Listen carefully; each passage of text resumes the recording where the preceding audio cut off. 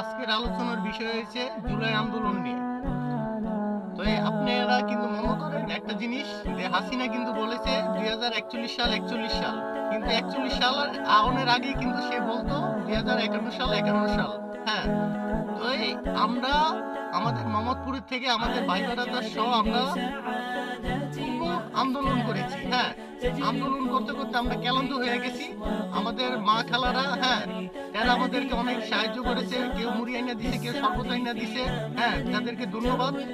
তার জন্য আমরা আরো আন্দোলন করার জন্য অনুপ্রেরণা পেয়েছি।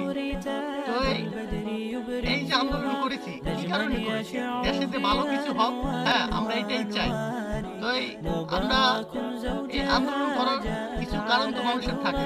যেমন আমার কারণ ছিল 2013 সালে গণহারে ছাত্র চক্করে হুজুরদেরকে মারছে, তারপর মিডিয়ার হত্যা, হ্যাঁ, তারপরে হয়েছে আপনার এই বিভিন্ন রাজনৈতিক দলদেরকে কোনো দলকেই দাম দিত না সে হাসিনায়। তারপরে করোনার উসিলা দিয়ে এই যে নিত্যপণ্যের জিনিসের দাম বাড়ছে, এখন পর্যন্ত এই জিনিসের দাম কিন্তু কমে নাই। হ্যাঁ, তো আমি তারেক জিয়াকে একটা কথাই উদ্দেশ্য করতে কইরা বলতে চাই, আপনি এই জিনিসের নিত্যপণ্যের জিনিসের দাম লাগামটাই না ধরবেন। কেন আপনারা জানেন বাইরের দেশে থেকে কি কি আমদানি করা হয়, বাজারে কত কি মূল্য দিতে হবে, এগুলা আপনারা যাচাই কইরা মনিটর করবেন। হ্যাঁ, আপনারা মনিটর বাজারে না কইরা আপনারা গোড়ায় মনিটর করবেন। আপনারা গোড়ায় মনিটর যদি না করেন, না আমরা তো সফল পাবো না। আপনারা বাজারে যেয়ে কেন নাটকবাজি করবেন ভোক্তা অধিকাররা?